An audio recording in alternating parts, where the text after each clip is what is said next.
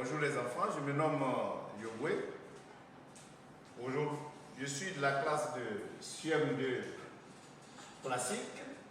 Aujourd'hui, mardi, nous allons aborder une nouvelle leçon en grammaire.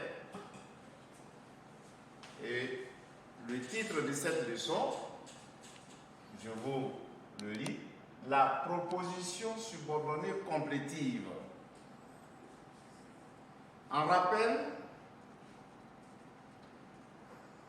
une phrase est écrite au tableau. Je vous demande de lire silencieusement cette phrase. Merci. Je vais vous la lire à haute voix. Les pagnes que ces danseurs portent sont très beaux. Voilà. Alors, dans cette phrase, nous allons retrouver le nombre de verbes conjugués. Oui, il y a deux verbes conjugués, porte et sont. Porte et sont. Quel est le mot de liaison dans cette phrase? Le mot de liaison, toi, que j'encadre pour vous. Alors, si on a que, regardez l'emplacement de que. Où est placé que? Oui, là-bas. Que est placé devant un nom. Les pagnes. Le mot pagne est un nom commun. Alors, c'est à quel genre de proposition nous avons à faire ici? Kwame, c'est la proposition subordonnée relative. Alors nous allons encadrer rapidement, nous allons écrire cette proposition subordonnée relative. Que c'est danseur porte. Voilà, que ces danseurs portent. Si vous voulez, je vais vous encadrer cette partie de la phrase. Voilà. Que ces danseurs portent. Et le reste des mots non encadrés, nous allons lire. Les pailles sont très beaux. Comment on appelle cette partie-là? Les pailles sont très beaux. Où il n'y a pas de que, qui est un quoi? Un pronom relatif. Très bien. Alors, les pailles sont très beaux. C'est quel genre de proposition? Oui, Kofi, c'est la proposition principale. Merci bien. Et maintenant, nous allons passer à la situation d'apprentissage. On lit silencieusement le texte pendant 30 secondes.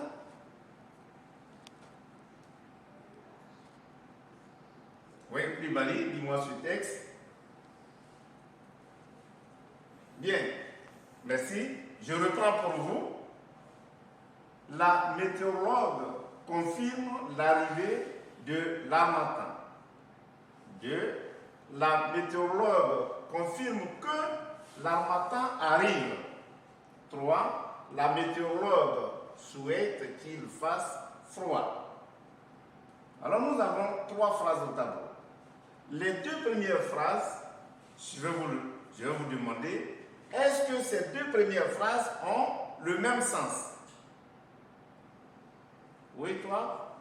Connais? Oui, ces 2 phrases ont le même sens. Bien. Alors, dans la première phrase, nous allons retrouver le complément d'objet direct. Alors, qui va poser une question pour qu'on retrouve dans la première phrase le complément d'objet direct? Oui, Hassan? La météorologue confirme quoi? Très bien. Et lorsqu'on pose la question quoi, c'est pour trouver le complément d'objet direct. Nous allons souligner l'arrivée de l'harmattan. C'est le complément d'objet direct que j'abrège ici, le COD. Regardez la deuxième phrase. La météorologue confirme que l'harmattan arrive.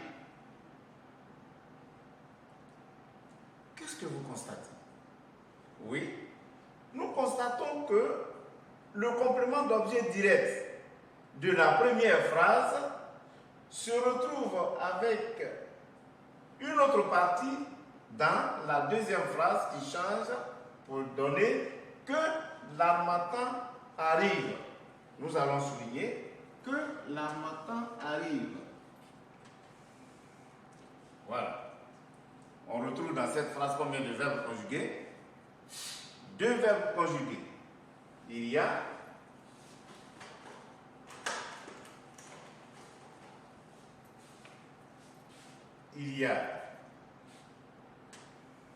confirme et puis arrive. Voilà. Donc s'il y a 2 verbes conjugués, c'est qu'il y a combien de propositions? Il y a 2 propositions. Alors, quel est le rôle de que l'harmattan arrive? Son rôle est de compléter le verbe confirme. Alors, on va voir par quel mot cette partie de phrase est introduite. Et on voit que c'est le mot que. Je vais encadrer. Quelle est la nature de que ici? Que est une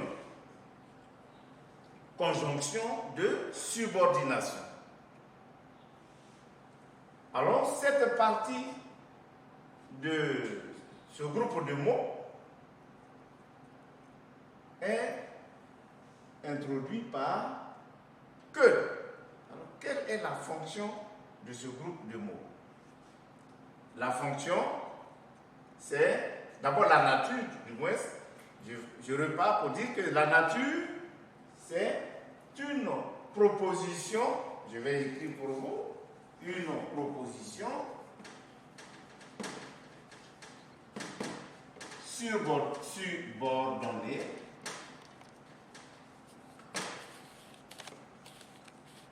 complétive. Parce qu'on disait tout à l'heure que cette partie vient compléter le verbe confirme. Et maintenant, ce groupe de mots, quelle est sa fonction? Quelle est la fonction de ce groupe de mots? Oui, c'est complément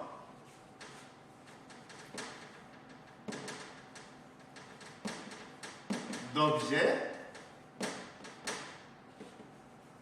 direct. Puisque dans la première phrase, ce groupe-là remplace le complément d'objet direct de la première phrase. Donc, naturellement, c'est un complément d'objet direct. Mais il est direct de quel verbe? Du verbe qui le complète, c'est confirme. Et confirme, c'est le verbe de la proposition principale. Retenez bien ça. Maintenant, on lit la troisième phrase. La météorologue souhaite qu'il fasse froid. Regardez les 2 dernières phrases, 2 et 3. Quel est le mode des verbes dans chaque phrase de la subordonnée complétive? Ici, on a arrive. Et là, on a face. Arrive, c'est quel verbe? C'est le verbe arriver. Face, c'est le verbe faire. Mais quel est le mode? À quel mode ils sont employés? Oui, Kwame, ils sont employés au mode subjonctif. Ils sont employés au mode subjonctif. Donc, retenez bien ceci. Une subordonnée complétive est toujours introduite par la conjonction de subordination que, qui est différent de notre premier que. On va revenir là-dessus tout à l'heure. Mais pour l'heure, retenez que la proposition subordonnée complétive est une proposition qui remplace le complément d'objet direct dans une phrase complexe. Donc, cette subordonnée complétive est une expansion aussi, et pas autant pour moi, est une phrase qui vient compléter la première qu'on appelle proposition principale. On regarde ici. On a notre exercice d'entraînement. Et pour cet exercice, on vous demande de souligner les propositions subordonnées complétives. A. Mon don a remarqué qu'il pleut beaucoup au sud. B. Les fleurs que j'ai coupées sont fanées. 3. Et C. J'aimerais qu'il chante plus fort. Nous allons souligner les propositions subordonnées complétives. Alors, la première phrase. Mon don a remarqué qu'il pleut beaucoup au sud. Alors, oui, toi bien souligné qu'il pleut beaucoup au sud. Pourquoi vous avez souligné cette partie? On a souligné parce que ici, Q apostrophe est placé devant un verbe. On prend la deuxième phrase. Les fleurs que j'ai coupées sont fanées. Oui, qui va venir souligner? Oui, monsieur. Ici, il n'y a pas de complément et il n'y a pas de proposition subordonnée complétive parce que est placé devant un nom. On passe à la troisième phrase. J'aimerais qu'il chante plus fort. Oui. On va souligner qu'il chante plus fort. Alors, qu'il chante plus fort, qu'est-ce que c'est? C'est la subordonnée complétive. Voilà les enfants, vous avez bien suivi. Sachez que pour retrouver une complétive, il faut que le mot de liaison qui est que soit devant un verbe. Devant un nom, ce n'est plus la complétive, mais que entraîne la subordonnée relative. Merci de m'avoir suivi et vous aurez le résumé de cette leçon accompagné des exercices d'application par voie électronique. Alors, merci pour votre aimable attention et à la semaine prochaine.